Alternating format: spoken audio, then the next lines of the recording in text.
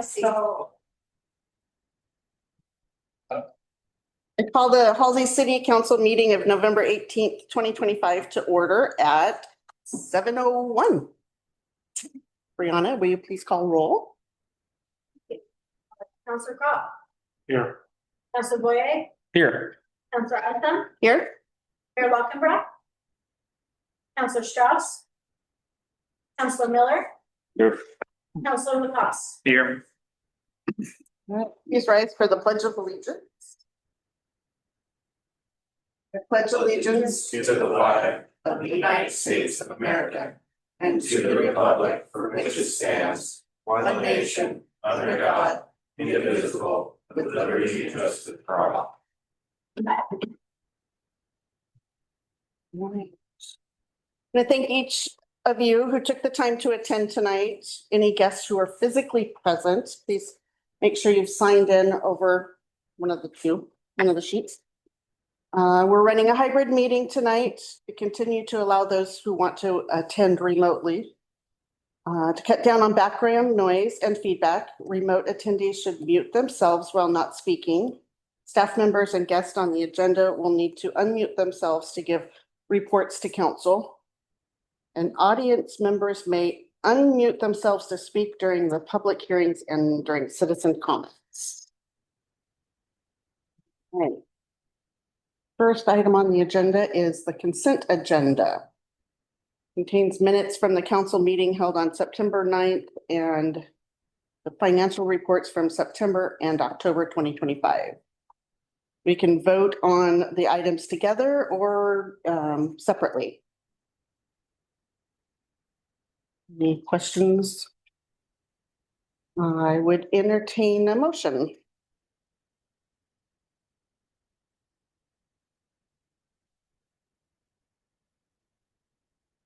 Together. Okay. Do you want to go for it? I know you want to. I move that the governing body of the city of Halsey approve the business items in the consent agenda as submitted. Second. All right, I have a motion and a second. Any discussion? All in favor? Aye.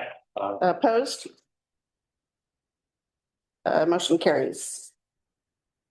The next item on the agenda is agenda adjustments. Brianna, do we have any? No adjustments, right along. Okay. Then we have delegations. We have the Lynn County Sheriff report. Right. You're up. Good. I'm gonna do September and October since we skipped a month, so these numbers are gonna see under the yards because we're combined 2 months. Over the last 2 months, 62 calls for service. Compare that to Brownsville, but Brownsville had 99 just last month. Oh, So wow. in 2 months, there was only 62 calls, so Halsey is definitely slower for us. 62 calls, 2 arrests, 1 crash. The 1 crash was right here at the intersection. That person was issued a citation for running the stop sign. I believe it was on the 29th. I had a gentleman run a stop sign in front of me. Got almost pound marijuana.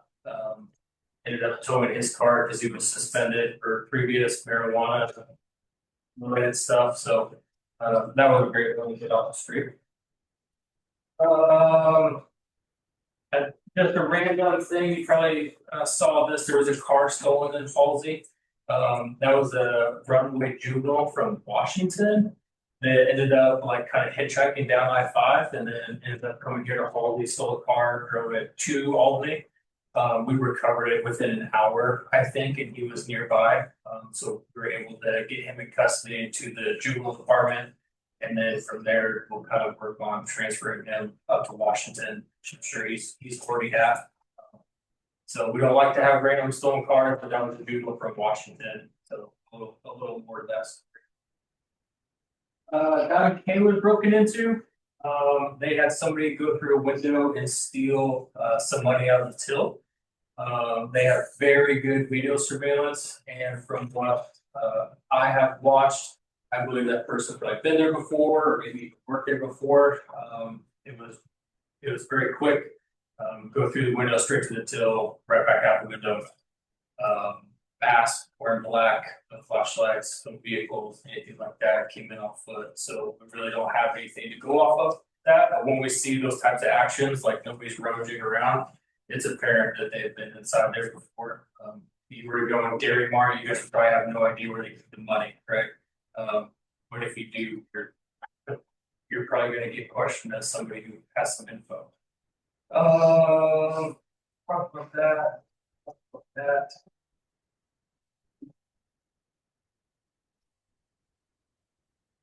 Typical Halsey, I just know this because there's always a call like this in Halsey.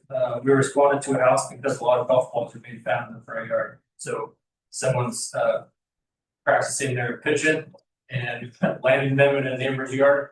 So we kind of have all calls like that in Halsey, it seems like, but not sure who's doing it. But if you know who's hitting golf balls in a neighbor's yard, you can probably stop. Appreciate it. Other than that, I think that's kind of all my talking points, guys. Eventful as usual, which is great for us, so we can spend time on other stuff. Any questions, comments, or concerns I could try to answer? There were quite a few different DHS reports too. Yeah. They'll start kicking up in September. Yes, cool. Because school's back. Right. The teachers, when kids report things to teachers report them to us, or teachers report them to DHS because technically they're mandatory reporters.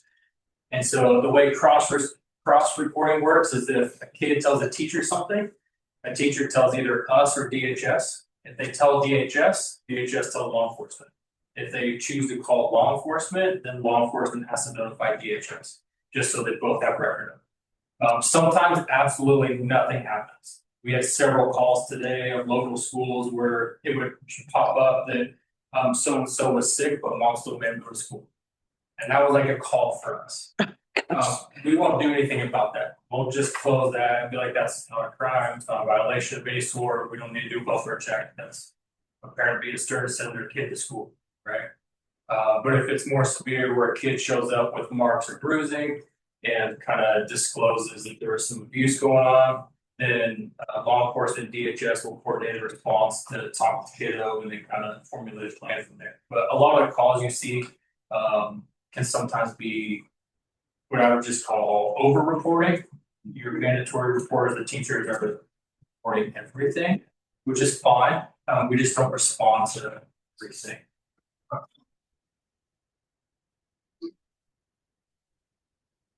Anything else? Have anything? Yeah. Make it easy for you tonight. Yeah, that's great. If you have any questions, feel free to reach out. I'm pretty easy to get a hold of. I think you might get information on the site. I'm in Halsey every single day, traveling up and down I-5, visiting Harrisburg and Brownsville. So if you need something or you pay special attention, let me know. All All right. right. Thank Thanks, you. guys. Yep. All right. Yep, you too.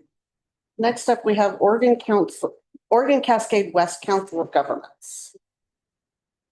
Whichever one. Where? There's microphones. Oh. Not normally my problem, but. Good evening, council. Thank you so much for having me. For the record, I'm Ryan Vogt. I'm the executive director for Oregon Cascades West Council and Governments.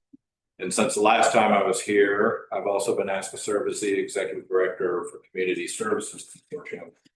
So I'm going to talk a little bit tonight about the two organizations. In your packet, you have an annual impact report from Community Services Consortium and the level of social services and reach that we have with utility assistance, housing services, weatherization programs, things of that nature. You also have a one-pager in there that talks a little bit about the footprint of Oregon Cascades West Council of Governments.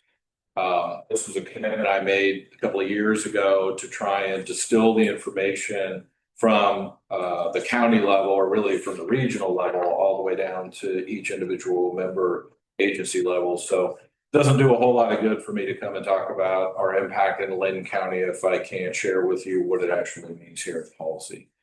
So the one pager talks a little bit about what our footprint was in, unfortunately, last year. It's taken me a minute to get out here. So I recognize there's a couple new faces in the room that I haven't met personally since the last time I've been out here. So welcome to council and congratulations on your role. And with that, I'm going to give just a brief overview of the two organizations. You have that packet information, so I'm not going to walk you through that. You can read it at your own leisure. And if you have questions, I'm happy to entertain them, or you can call me anytime. Or I'm always happy to get back, but there is some of the information is a little meaty in there too. And so trying to walk it through, we'd be getting out of here first thing Thursday morning, and let's try not to do that to you. So Thank you. okay, so I've been with Oregon Cascades West Council of Governments for 5.5 years now. And we have a member of the board that likes to refer to the Council of Governments as a friendly octopus. And that is because we've got our arms or our tentacles or fingers or whatever it is in so many different bodies of work. And really the bread and butter for the Council of Governments as we're a regional voluntary agency, which means cities, the counties in the Lynn, Benton, Lincoln area, also the tribe and the Port of Newport have all voluntarily formed us as a different governmental agency to do work on your behalf or to help you with certain bodies of work. What does that actually look like for you? Well, our bread and butter is really seniors and people with disabilities. We run that program on behalf of the state, and we do it kind of soup to nuts. So we do everything from making people eligible for Medicaid services or eligible for food stamps, all the way up to certifying foster homes and residential facilities for seniors that need long-term residential care and everything in between in terms of case management supports and their families. We're also responsible for community and economic development, and we're designated by the feds as an economic development agency. And in that work, what we do is we do some long-term planning for the region that is a vehicle for us to get grants and things of that nature. And I know in the past we've helped getting some grants in with some of the road repairs down here and also with some of the water issues that you had in the past. I don't know that we've been super active in Halsey this last year, but we also recently brought on a grant writer who is also helping all of our member agencies with grant prospecting and helping to write grants, if that makes sense for you. The other side of the coin, Community Services Consortium, as I mentioned a moment ago, they're actually the region's anti-poverty agencies born out of the civil rights movement, community action agencies. And they do a lot of work in the food insecurity space, housing assistance and supports, or Section 8 housing, helping get people into Section 8 housing. We do energy and weatherization for people who struggle to pay their bills. We do lots of help getting people back into the workforce if they get displaced or if they need additional technical skills to get into the workplace. So given that kind of stretch of programs, and there's a lot more in there as well, you can see that it made sense over some period of time that the boards of the two organizations talked about how do we partner a little bit more closely together. One, because both organizations have the same region that they're dealing with, but also because a number of the consumers cross over both organizations. And both organizations are really, their largest footprint is in social services. And when it comes to social services, there's never enough money to go around. And so are there ways that we can find administrative efficiencies so we're not paying for two HR departments and two IT departments and two executive directors and all of that stuff? So over the last couple of years, we've been working to try and create administrative efficiencies. We now have one HR department that serves both organizations, one IT department that serves both organizations, one communications department, and then one executive director. And we're continuing to work on how do we remove barriers so that people who are eligible for services in both organizations can go to one building or eventually maybe just talk to one worker in order to get their eligibility needs met. So that's kind of the vision of where we're going. We're a long ways away from that right now. The first place, we do have a co-housed office in Corvallis where both organizations are sitting 50-50 in the office. That still has a ways to go before we're actually operating 50-50. We're there, we're physically present, but we're still trying to learn how to navigate eligibility criteria for all the different programs and things of that nature. But we'll get there, and we're getting there now. So since several of you haven't met me before, I wanted to give that brief overview, and I don't know if that hits the mark or gives you a little sense of why I'm here and what our organizations do. But rather than me drone on for the next 20 minutes, I want to pause right there and see, does anybody have any questions or thoughts? How recent is the merger or the collaboration? So that's a great question. So we've been, and it's great that you used both of those words. Yeah. Because when I came on board, the boards were dead set on a merger, but they had done no background work in terms of what does a merger really do other than scare the staff. Right. Right. And what would we gain or lose by doing that? And so the executive director for Community Services Consortium, her name is Peggy McGuire. Anybody who's been around a while has met her, but she retired a year ago. She and I, over the last 3 years, have been working on partnering better, and that's how we got to the single IT team and single HR team. I came on as the single executive director when she retired, and that was not quite a year ago. That's why you haven't seen me in this capacity. There. Other thoughts or questions?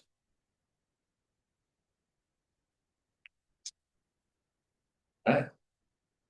Well, it'd be very easy. Yeah.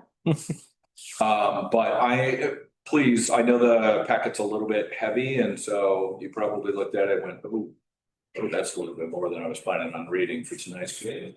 So feel free to thumb through it. The impact report, that goes out every year, and that I think when we can personalize the stories about what it really means when you help somebody get off the street or you help impact their lives. And I've been talking a lot to our workers about the notion that it's not just the person that's sitting across from you, right? When you bend the curve for one person, you could be bending the curve for generations and a lot of the other things. We don't really know how big the impact is when you toss that pebble into the plumber. But I encourage you, when you have a moment, to at least thumb through it and see what jumps out at you. If you have questions about any of it, or you want to know more in a different conversation about our footprint in the community, I had intended to bring the new agency director for Community Services Consortium tonight, but she had a child go down sick. So next time I'll bring her. But I'm always happy to come. I know I apologize. It has been a minute since I've been here, but I'm always happy to come. And I'll add a little bit now that you Yeah, brought this up. Okay, so this is fantastic work that they do, right? Like we love that they're working for seniors and now also for just people who are impacted by poverty in general. But I think that it's important, especially for some of our new-ish members of council, to know a little bit more about what the city really does with the COG. And that is, the things that when I'm interacting with them throughout the month that I am more focused on, frankly, we are members of a sort of a wetlands consortium committee that works in partnership on camera with DLDC. And in those efforts, we have a member of the COG team who does a lot of we've worked with their grant writer on that. So we've done some grant writing to try to develop some planning grant programs around wetland banks. And these sort of business strategies for development within the confines of wetlands. We also have somebody on their team who does a lot of legwork to sort of help code the cats, to coordinate those meetings, to develop agendas, to take our notes, to do those things, because we all as city administrators are really busy. And so it's nice to have somebody at the table who is just their job to try to coordinate those things. And then we all meet together. We just met this month. We meet every other month. Some of the other things that we do with the COG are, again, the grant writing. We have leaned on they took her on about a year ago. Did you say Susan Patterson? She's very good. We worked with her a little bit. I would, if council was open to working with her in the future, if I brought something to you guys, I would use her again because she was very, very easy to work with. She's very knowledgeable in grant writing, but what we get, even when we haven't like said, hey, we want to partner on this specific grant writing, is that she reaches out when she knows about grants, both through mass emails to all of the COG member cities, but also to me individually. She got a hold of me last week and said, hey, heard about this thing. I know you have this project and then this project and then this project. So from my perspective, like those little things are the things that I tend to find I interact with the COG more about on behalf of the city. And it's great that they do these things, and I really need to remember that this is what they do, because we occasionally have folks that come in who are maybe struggling to pay their utility bills or other things are going on. And so while Halsey itself is maybe not the agency to solve those problems for them, it's really important for us to sometimes just know where we can direct them to, that maybe there's some other help out there. So it's nice to have you here because that's a good reminder for me and our team. Thank you. I appreciate that. One thing I failed to mention is we just hired a new community and economic development director, and his name's Matt Lehman. He's been our transportation manager. He also was a city councilor for the city of Philomath a couple of years ago. And one of the things that was really important in this recruitment is, but I honestly don't believe during my tenure at the Council of Governments, we've done a great job with economic development outreach to the rural communities. I mean, we've been central focused. We spent too much time in Albany and Corvallis. I love that. They're great. That's fantastic. But they've got systems in place. And I think it was our absence over the years, including the years before me coming on board, that necessitated the Rural Economic Alliance that was built. And I think to some extent that was hey, where's the COG? You're not here. So I guess we're going to stand it up ourselves. And so one of the things we really stressed during the interview process was it's time to get back out. And it's not our responsibility necessarily to lead unless we're invited to, but we've got to be at the table to see what we can do to help. That's the purpose of our organization, is to see how we help. And I've got such a passion around rural that it pains me we haven't gotten there yet. So hopefully you'll see a little bit more of Matt. Sure. Actually, now that you mentioned that, I feel like I've been asked for a meeting time that I haven't given yet. With Matt? Possibly. Okay. Maybe. Well, that just sparked a little memory. I was What it's worth, that announcement just came out yesterday. So you're probably not that far behind. All right.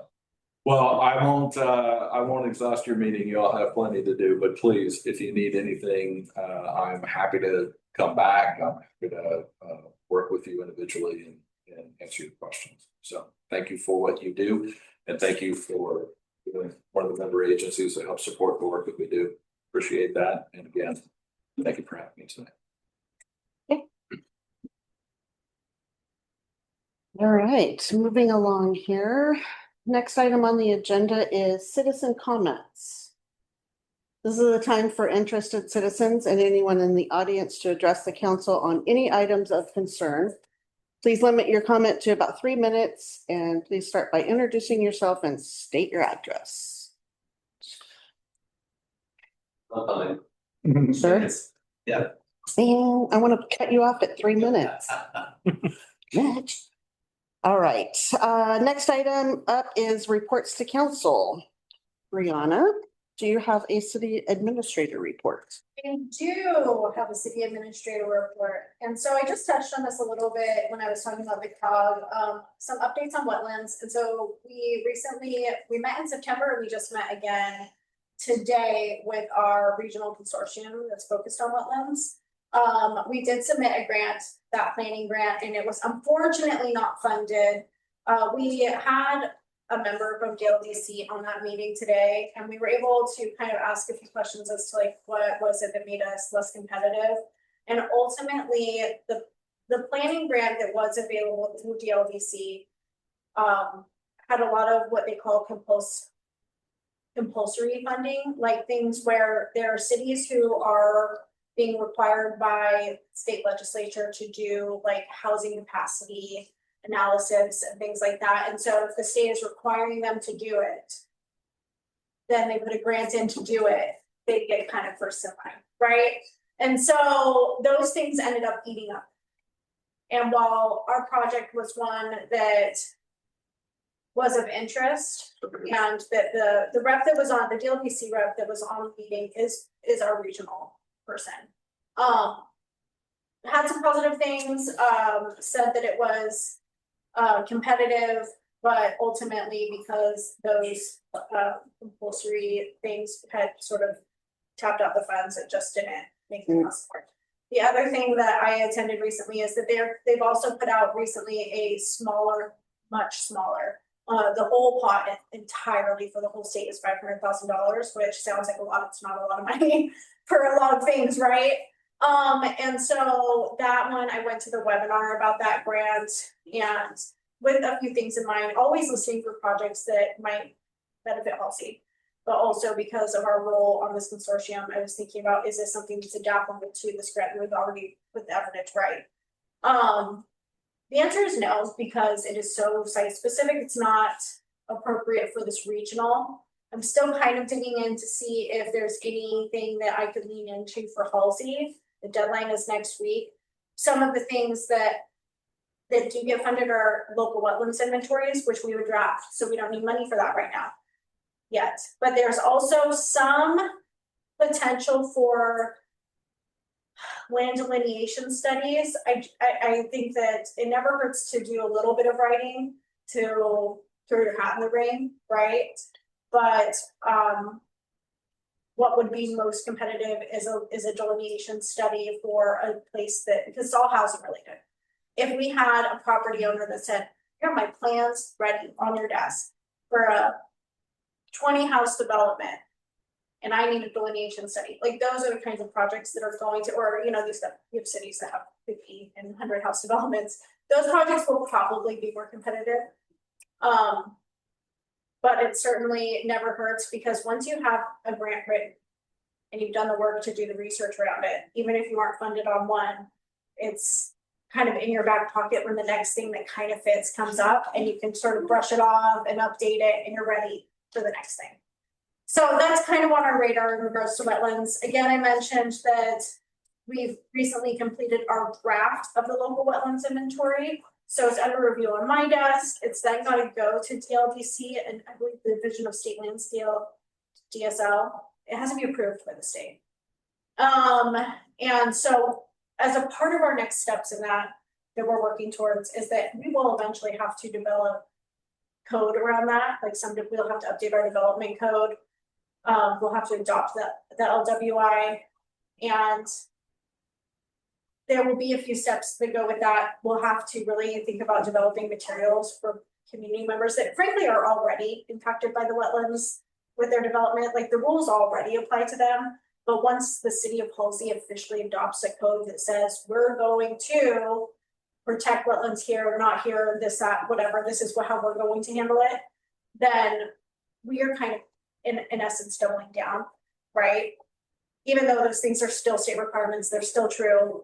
We will have to do what's called a Measure 56, and we'll have to sort of announce that, like we'll do public notice that says, hey, just so you know, we're changing these rules and they could impact your property value.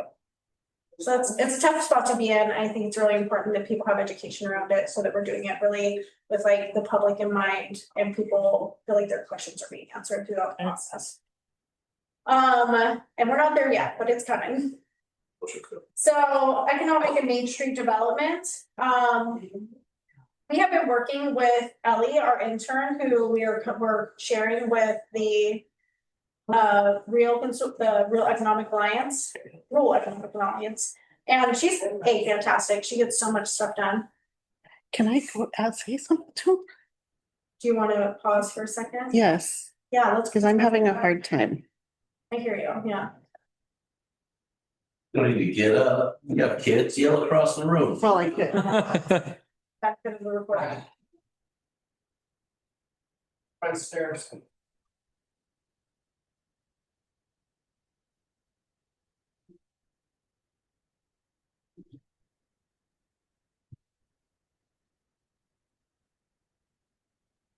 Thank you, Michelle. You. All right, economic development. So the things that Ellie is working on is she's actually updating our business resource webpage because we want to develop flyers and start going out to make connections with the people who own businesses in our community. And as a part of really looking into what it would be on that flyer, some of it would be information about our Rural Economic Alliance and some of the resources that are provided through those efforts. Some of it would be about driving people to our business webpage on our site and linking them to the existing resources, right? So Halsey has a business toolkit that was developed a few years ago. I'm in the process of reviewing it to make sure it still feels like it's accurate and updated information. But it was really just that and a list of about 10 businesses that have filled out the business registration form and nothing else. And it occurred to us that if we're going to tell people to go to our webpage, maybe it should have some stuff on it. So we're in the process of building that out to make sure that there's the resources again that already exist. So there's the small business development, SBDC, and they provide like some low cost classes and some free services for small business owners that are looking to like grow, expand their business, or just operate the business in the state that it's in. It's like QuickBooks training, so like all kinds of stuff.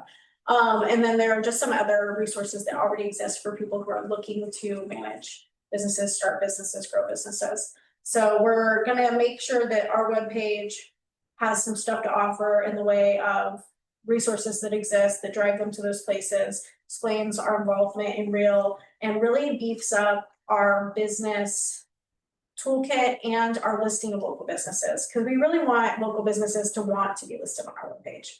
So she's in the process of working on that. We have a meeting on Thursday to have her go through what she's done so far. And then the other things that she is working on with me is we're starting to inventory our local businesses. And so she has been researching. We did a walk around her very first day here. We just walked the whole town. And then we did a drive around within like a reasonable radius, right? Because it's like priority one, literally in our footprint. But I think that as a rural town, we can't ignore our folks that are literally just on the edge. Like those people are part of our economic community. And so we looked at all. So we're talking about what are the businesses that we already know about?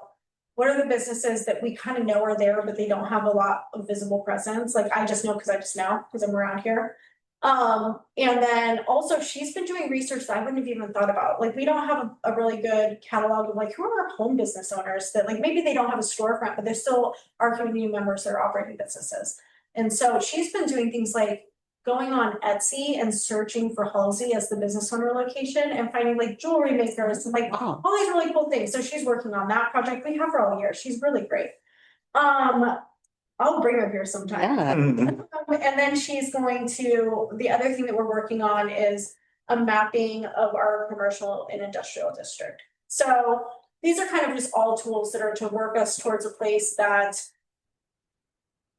we can start making those connections with our business community. And then hopefully the flyer also invites them to do our Halsey hometown highlights. So we want to start highlighting our businesses and really making them feel like the city of Halsey cares about them being successful here. I think it's a great idea. A lot of So we're community outreach and makes people, like you said, feel part of it. So we'll see. Economic development is less tangible. Mhm. You know, it feels obscure. It's also that the onus of control is outside of us. You know, it's like these business owners, we don't own the businesses, right? They own the businesses, they own the buildings. You know, I don't want the first conversation that I have with somebody to be like, why don't we have a sign?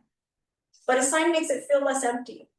You know, I would like those conversations to be about getting to know them, about getting to understand what kind of business they do, what they see for their business. Do they actually not want to sign because they're booked and they don't want anybody else to know that they're there? Is it a financial thing that they just haven't invested in it? Like those things are like maybe ultimately in a few years, I'd like to see signs on all the businesses down the road. But I don't want that to be our first touch point. Is like the city wants you to have a sign. You know, that's just, you know, an example. So we figure we gotta start somewhere. Infrastructure projects. Water rights application, it's moving right along. We completed the pump test in September. The GSI folks came out and did their site visit in October. They sent me the draft. Like it's moving along, it's gonna go through. The water rights is just something that we're required to do. That's why we have to do all the testing. As a part of putting in a new well, you have to transfer the water rights from the old well that was 10 feet away. It's been decommissioned to the new point of appropriation, and that means you have to do all the steps, like almost like it's a new water right. But it's again moving forward. Phase 2 of the well, we are moving into design.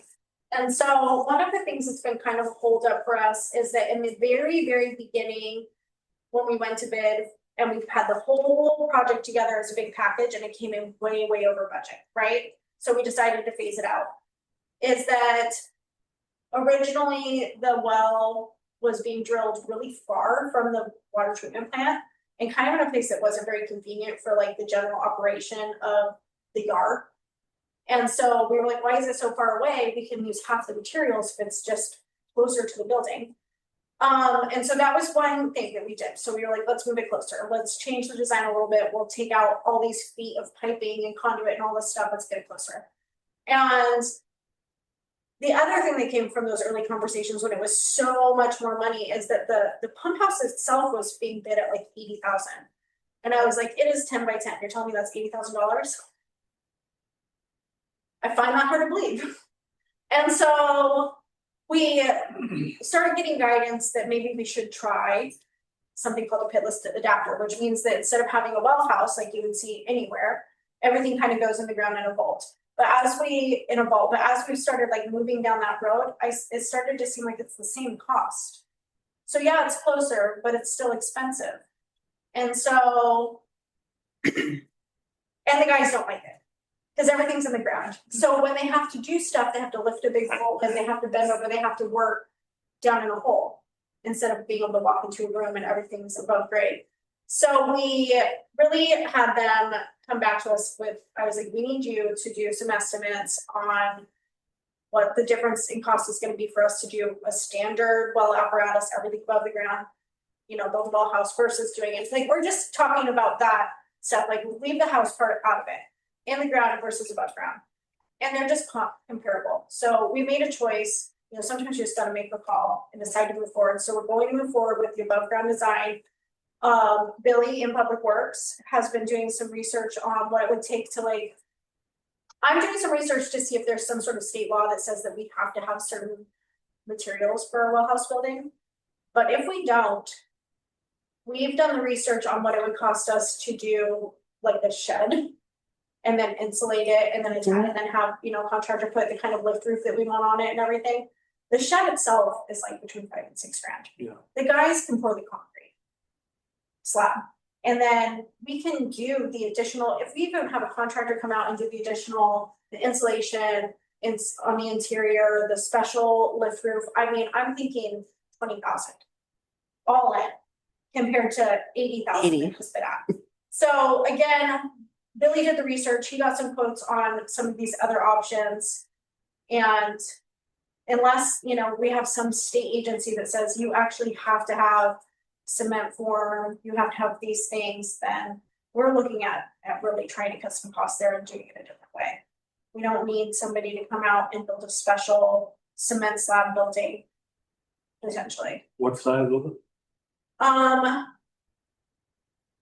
have to go back and look at my emails for the exact measurements, but it's like 10 by 12. It's like not very big. Or like 8 by 10. It doesn't need to be huge. It just needs to be enough that if you can go in there, you can check your gauges, you can do blowout valves. The existing building is about that size. Yeah, I was just gonna say, what's the existing building made of? Wood? It is cement, Oh, it is. Okay. yeah. But the one from 1969 isn't. And it's still standing. So, that's kind of where we're at. We've made a design decision. We're just sort of going forward with like the mechanics of it, and we'll worry about the house as it comes, because I just wholeheartedly believe that I cannot get on board with an $80,000 8 by 10 shed. I don't know a whole lot about building, but I was like, you gotta be kidding me. Are we like, yeah, coating it in gold or something? But it's where we're out too. We are I'm going through the process of doing the many required trainings that come along with the grant money that we have been allocated for that well. And I'm not kidding, there's like 5 or 6 of them, and they're webinars, and they're all an hour and a half long. And that's what makes us literally my job. But we're going through it, and we are plugging it along.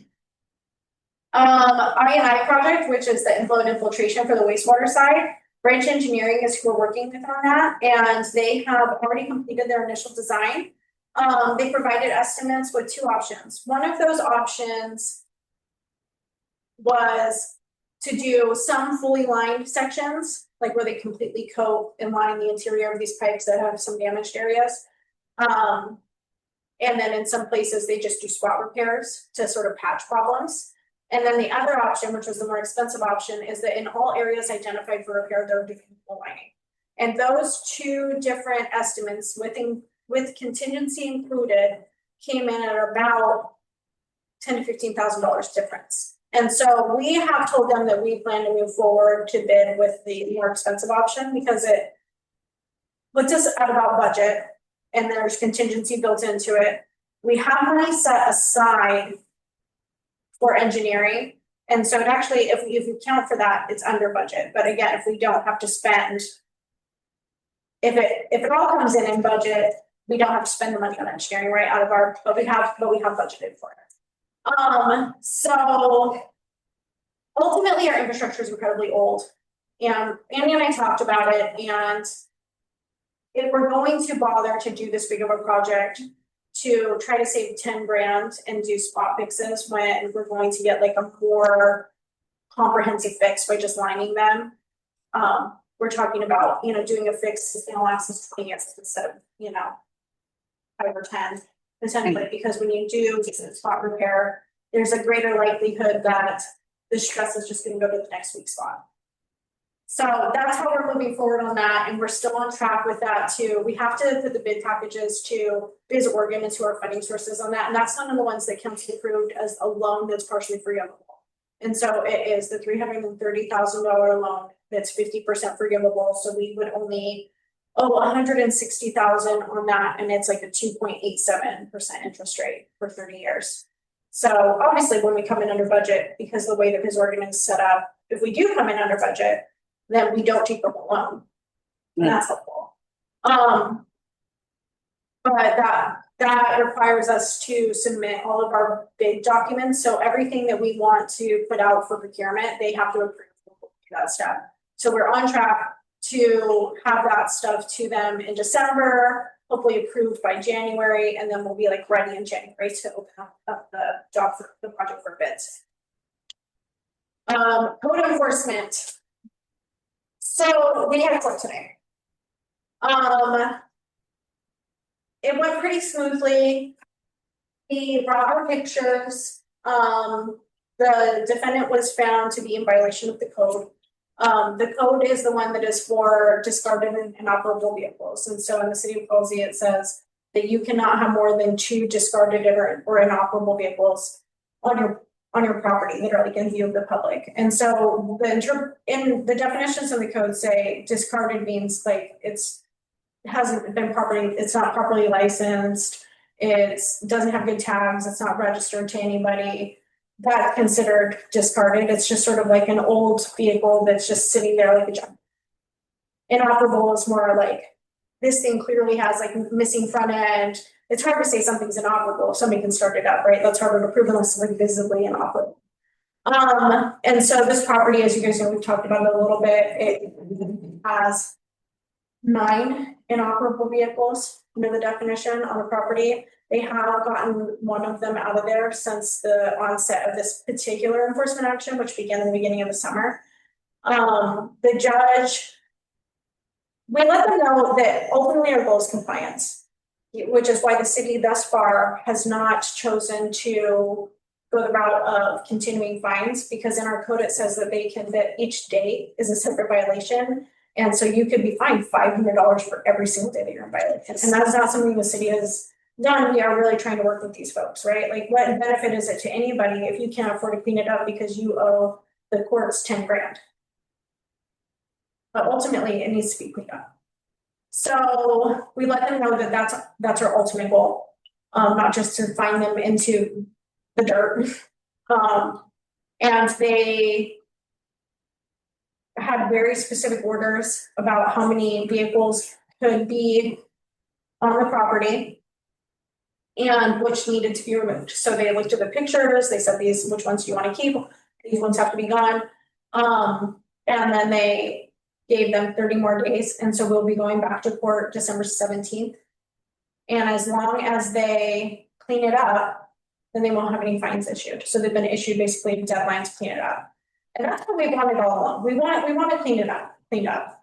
So by 30 days from now, they have to have all but 2 of the inoperable vehicles removed. And then they have a couple of registered vehicles, like most people do, right? And if they fail to come into compliance by that date, they still have to come into compliance at some point. It doesn't negate their obligation to do that. But B, they actually have, the fines have been suspended pending their opportunity to comply. And they will have a pretty hefty fine, pretty hefty at that point, because the judge chose to do continuing fines, not for the entire 30 days, but for enough of it that it's not small. So we are really hopeful. I did speak to one of the property, well, not necessarily the property owner, but one of the people that's party to what's going on after court, and just let them know that, because one of the other points of that judgment were that they cannot have any more code enforcement violations for 2 years. Okay. And it's a property that is a frequent flyer for code enforcement, Right. You know, cars in the right of way, cars in the yard, cars in the, just a few other things. So I did speak with one of the people after and said, I know that's a portion of the judgment, and right now dealing with the big part of that 30-day compliance is probably the most paramount to you, understandably. I said, but given that for the next 2 years, you also cannot be out of compliance, I really want to work with you guys to try to make sure that we're mitigating stuff before you get the code enforcement letter so that you're in violation. Like, I would like it if we could just talk about it and it could be something that you address right away before it's a formal enforcement. Right. I'd love to help you, we get there. So that's where it's at. Within 30 days, if they are not cleaned up, I think the city needs to be prepared to move to abatement. We will meet before that. And so we can talk about it more formally at our next meeting. Because we have some steps that we have to do in order to do that. If they're not cleaned up, we'll have to have formal notice to the property owner. Council has to have the opportunity to hear from them if they want to be heard. We go to the judge again. There's a lot of steps.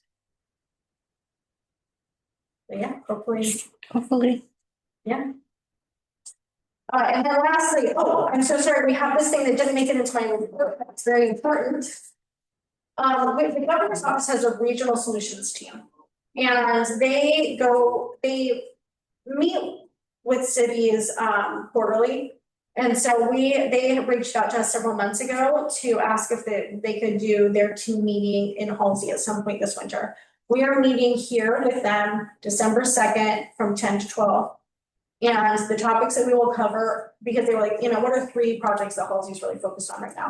And so we're going to be covering some of our Main Street revitalization projects, wastewater infrastructure improvements for housing growth, so like our dredging project, and then our water treatment plant controls. So not the well, plant controls that we've talked about, some that are like obsolete, totally unfunded at this point. We don't have a plan. I think it's a really good project to get in front of them, because what they're good at is sort of giving you some ideas of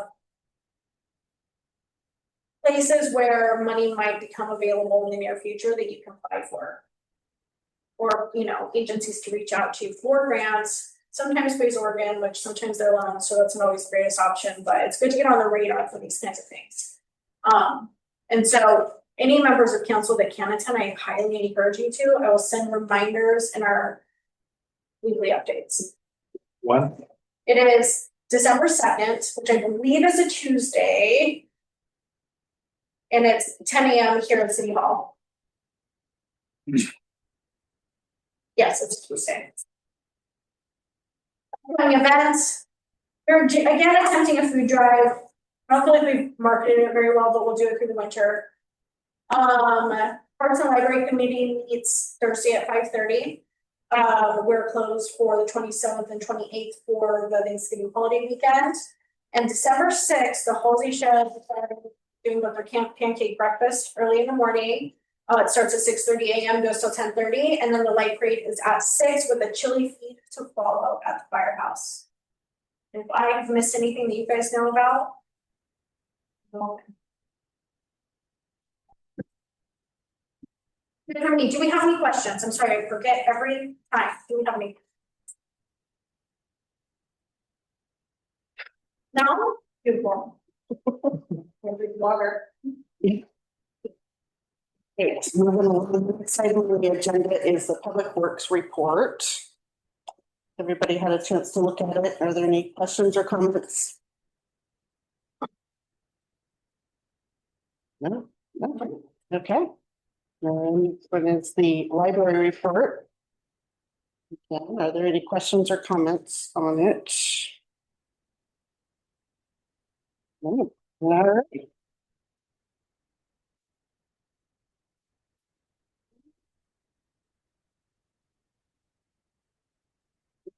It's new business up next. Do you have a summary on new business? Yes, and so the first thing on new business is our proposed street vacation of West A and West B Street. Now, this is, you'll see the maps that were included. This is, all of this is the application from them that basically says, we'd like to do it, and council's first action is to decide whether or not you give the city permission to initiate, like, the research, the noticing of property owners and all of that. So we're not voting on whether or not to approve these street vacations at this time.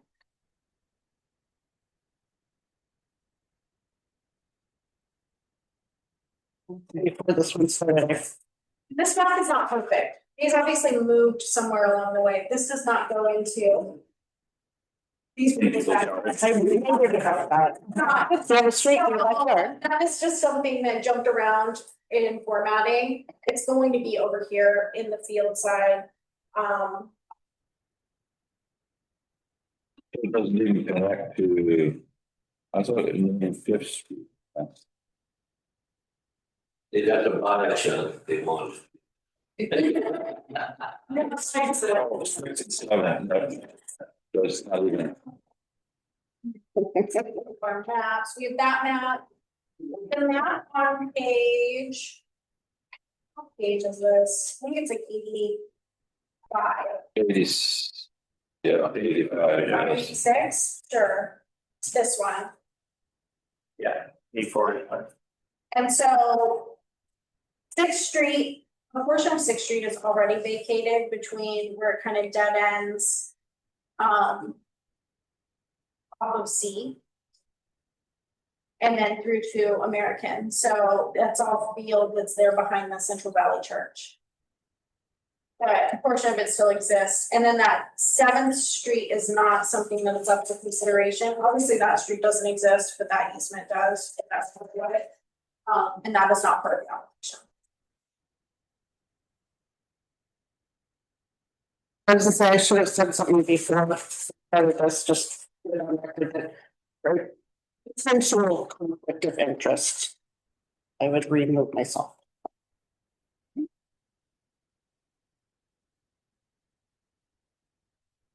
Right. Anybody have any questions? Utilities, understood it right, or. No, but also we haven't done the full, when it comes back to council, and the same with N Street, we talked about it a couple months ago. We do where we, like, this is just basically giving us permission to like do the work, to like check for our utilities. We also, you know, there's staff time and postage and all those things that go along. We notice all of the other utilities in the area, so like Pacific Power and Alerica and all the folks that have utilities in the area, to make so that when we come back for a real consideration and a public hearing, then there's actually a full staff report that we get. And Dave Kinney, he's great. So Dave Kinney, who does a lot of our contract planning, he will write a full staff report. We'll get it that and the N Street in December. Thank you. I'll just half my brain.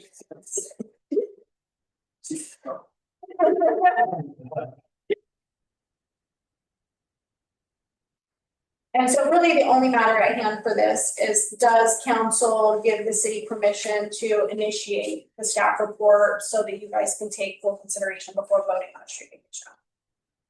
And the noticing of the public and all that. Any other questions, discussion, or anything like this? All right, I would entertain a motion.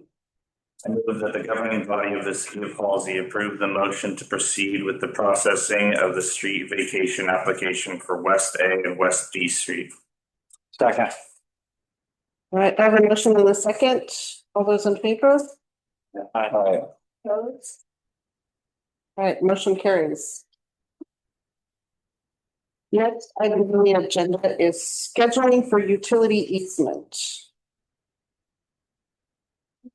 So this is for down at the very south end of West First Street, kind of before you get to Crowell.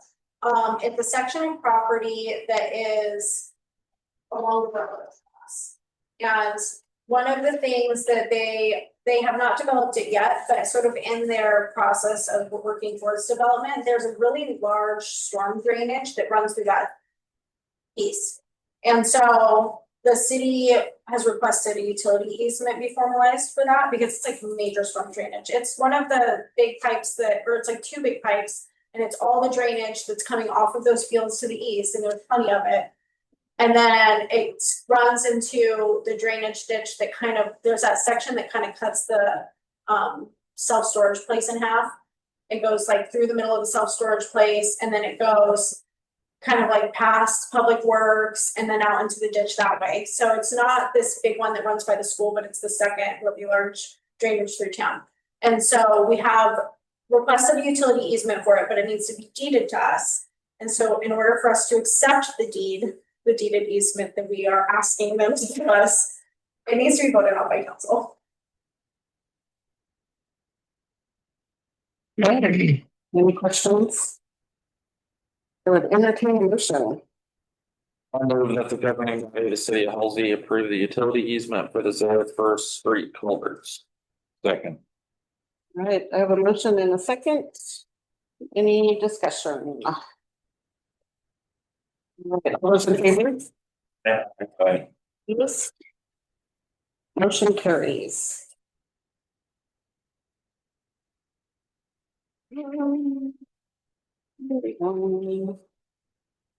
All right, council's permission to read ordinance and resolutions by title only. Please. Yes. Yes.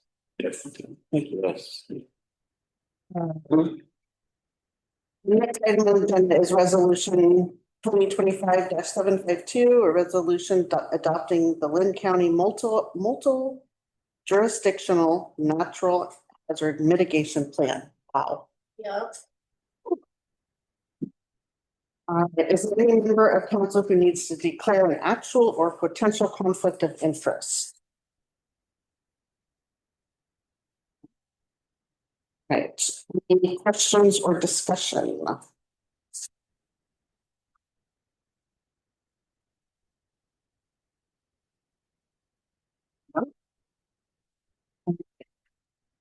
Motion. I move that the city of Halsey adopt resolution 2025-752, a resolution of the city of Halsey adopting the Lynn County multi-jurisdictional natural hazard mitigation plan. Second. All right, I have a motion in a second. Any discussion? No. All those in favor? Aye. Opposed? All right, motion carries.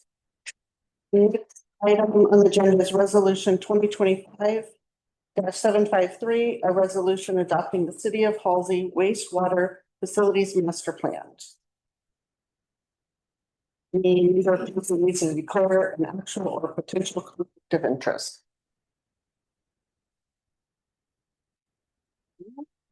Questions or discussion? I would entertain a motion. I move that the governing body of the city of Halsey adopt resolution 2025-753, a resolution of the city of Halsey adopting the wastewater facilities master plan. Second.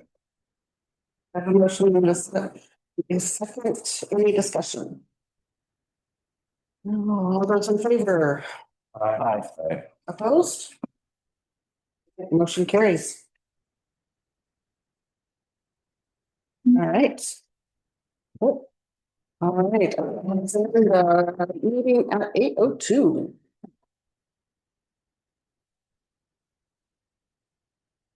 You're good.